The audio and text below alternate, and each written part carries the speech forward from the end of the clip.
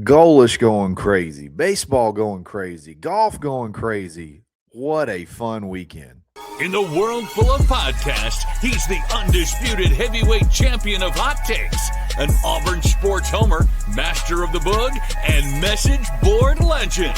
Get your buttons buttoned and your hats flattened because the Top Button Podcast is about to kick off, and you don't want to miss your courtside seat.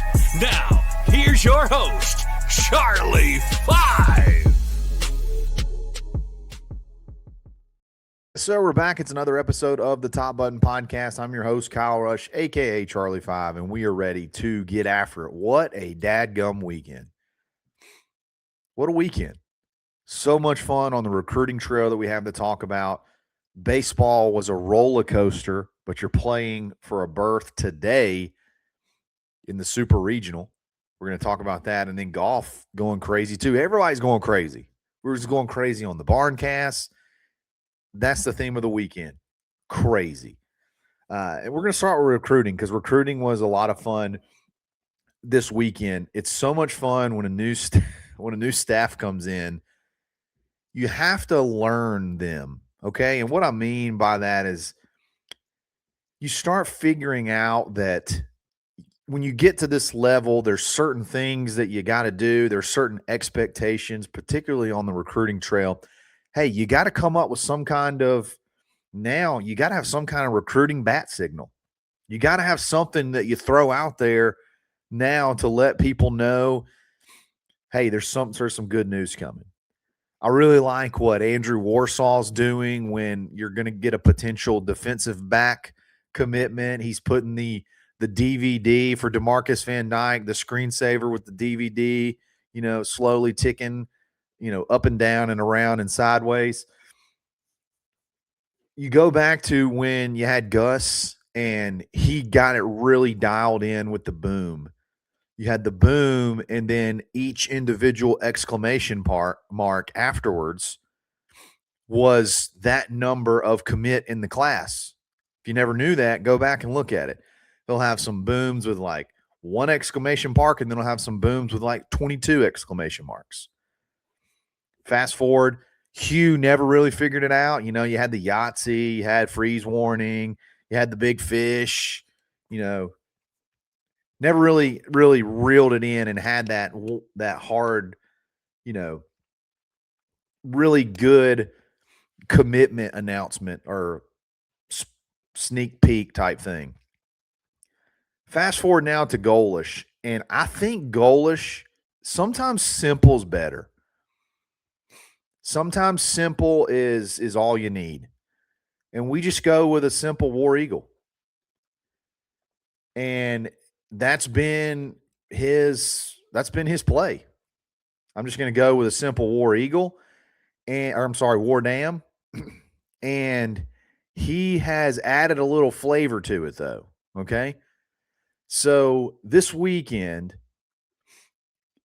it was, let's see when the first one went off.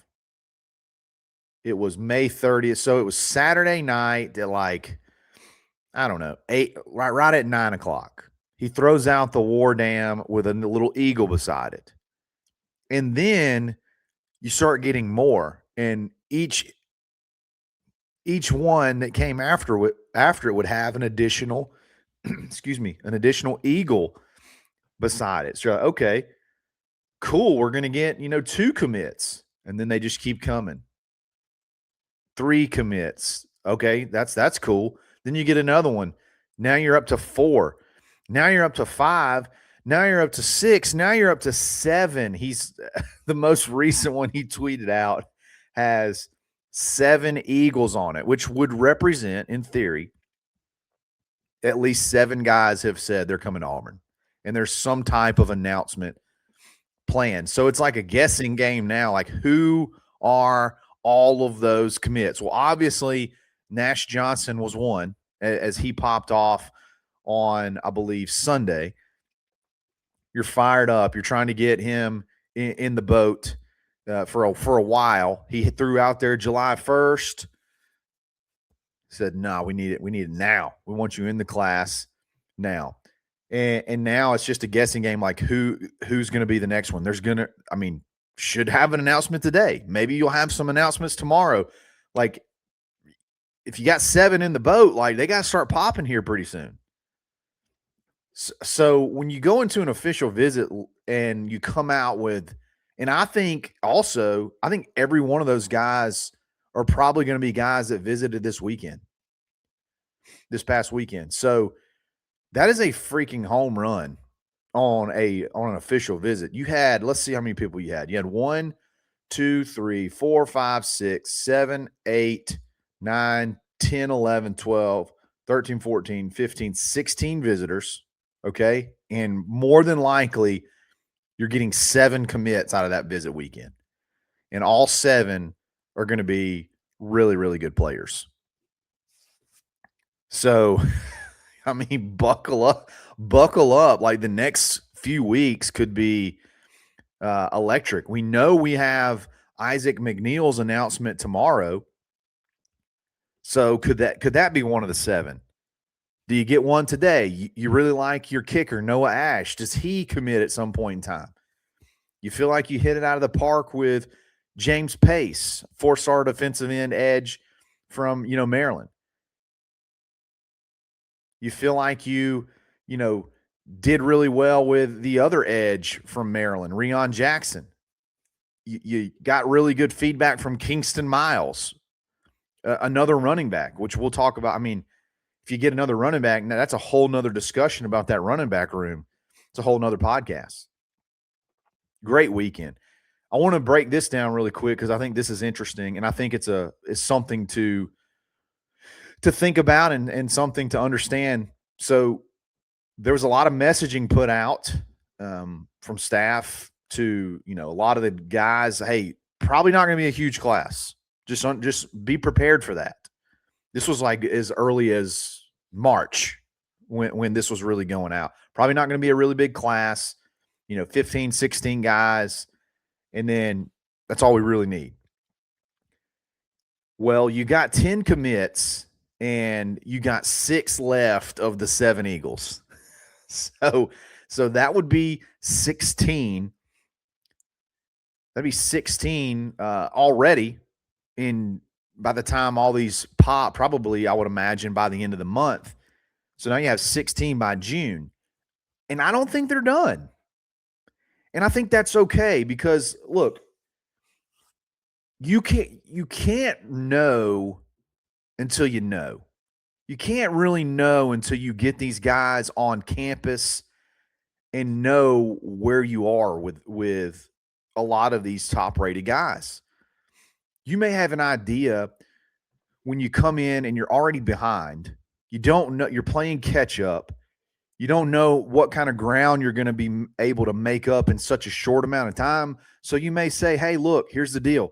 We're going to target 15 guys and we're going to go all out to try to get those guys.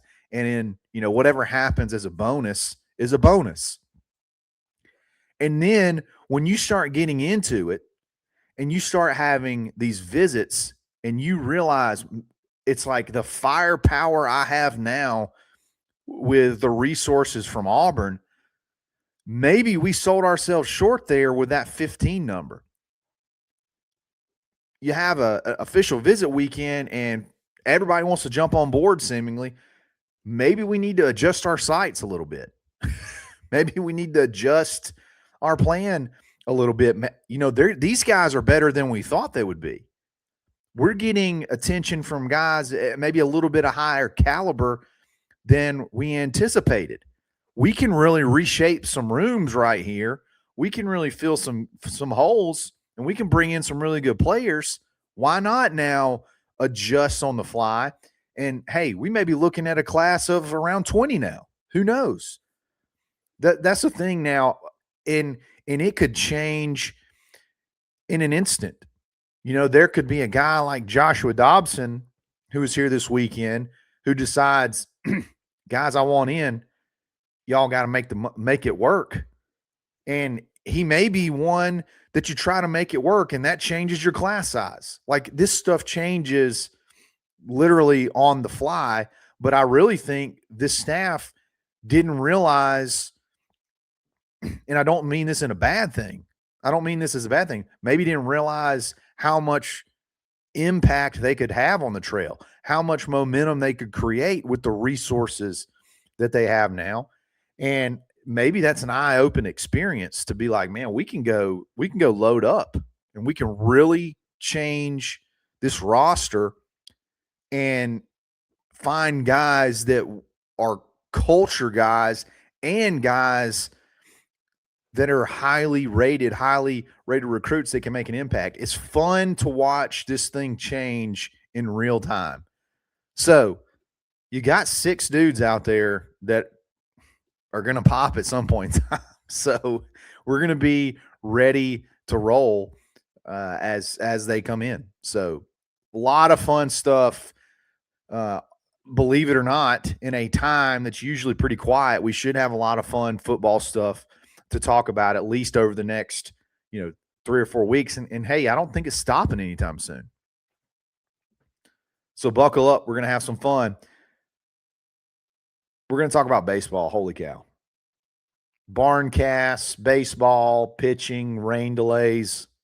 What a dang weekend. What a dang weekend. Before we do that, we got to give a shout out to PTAC, Precision Tune Auto Care in Opelika at the corner of Pepperell Parkway and Veterans Parkway. They have a special going on right now. Beat the heat. As it gets warmer, you got to make sure that AC is performing at tip-top shape. Don't wait till you're in the middle of July or August and it's hot as you know what. And then, hey, all of a sudden, I'm not getting cool air out. You can get a free AC performance evaluation, free system pressure test, free vent temperature analysis. It takes about 30 minutes. They'll show you the readings. They'll tell you if you need it or don't. I did it. And they're like, hey, bro, your AC is awesome. You don't need anything. If there are any repairs, you get $50 off all repairs over $300. They're open at 7 a.m. now. You can drop it off before work. And if you drop it off between 7 and 9, you can get a $50 oil change. You cannot beat that. Precision Tune Auto Care. Show them some dadgum love. BuyAuburn.com. If you're an Auburn alumni or fan and you own a business, there's no better value than listing your business for an advertisement. From an advertisement perspective, there's no better value than listing your business with BuyAuburn.com. It's less than $1 a day. We're talking about the site every day. We're pumping visitors to the site. We even have the potential for you to do business spotlight podcasts. It's just, you can't beat it. And then if you're an Auburn fan and Auburn alumni and you're looking for some type of service, you need to make some type of purchase, hopefully you start at BuyAuburn.com. Let's start here. Let's find an Auburn person to do business with. If we don't find one here, we'll go elsewhere.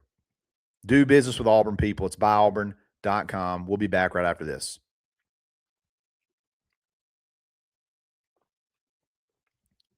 Baseball, man. What a weekend, and it's not over yet. You got another game today to decide it.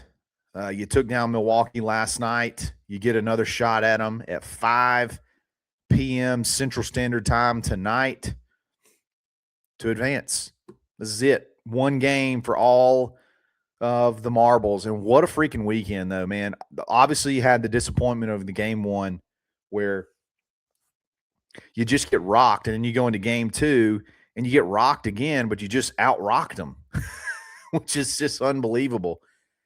And then you go into the game three and yesterday, and you have all of the rain delays, and it was just a complete – it was a disaster from everything that could go wrong went wrong except for Auburn's performance on the field. There were so many things I feel like stacked against Auburn yesterday. The rain delays, then having to start the game at 10 o'clock last night after just playing a marathon. It was 7 hours from whenever the first pitch was supposed to go off to when the game finally ended. And then you had to turn around and play another game that started at 10 o'clock. But, man, it was fun. It was fun. The barn cast that we did. We're going to do another one today. It was spectacular. Like 30,000 people watched it. A lot of fun. And we want this one bad.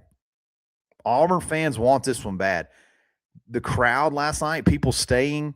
I think Auburn did a unbelievably smart job at lowering food prices because all the motivation was to go home, and they just stayed, man. They stayed, and the Tigers pulled it out, won 2 big ones yesterday. My MVP of the day was Alex Petrovic. I mean, can you imagine? I would like to know really the start time, like what the hours were from when he should have started, because he's warming up and having to throttle down because of delays, warming up, throttling down because of delays. And I think there was at least 2, maybe 3 delays while he's pitching, like while the game was going on. So there was the delay before the game, and then there was delays during the game too. And he still pitched 6 innings and only gave up 2 earned runs, only 5 hits in 6 innings through 109 pitches. Like, what a gutsy performance. And honestly, it felt like he really started to get better after every delay. Like, it's like after every delay, he gained a little bit more power. And usually it's the opposite. For whatever reason, delays just seem to shut down pitchers. Unbelievable. Auburn takes down UCF 9-3. There were 6, I think, solo home runs. 1, 2, 3, 4, 5, 6. There may have been 1 home run with men on base. There were 6 home runs. I know at least 5 solo home runs. And then maybe there was a home run with guys on base. It was like we were joking when we would get people on. We were like, well, there's one thing's for sure is we can't hit a home run right now. 6 home runs and you only score 9 runs. That's wild. And then you fast forward, you got to play Milwaukee again. And I had so many conversations and everybody was like, I know they're hot, but it's like, I think it's best case scenario to try to beat them twice versus trying to beat Central Florida twice. And you get them last night and you have 2 good innings and you rock them 8-1. Shout out to Hetzler and Cormier for going out there, only burning 2 pitchers and shutting their butts down. I mean, Cormier only gave up 1 hit in 5 innings after having, a little bit of a sketchy outing in the first game.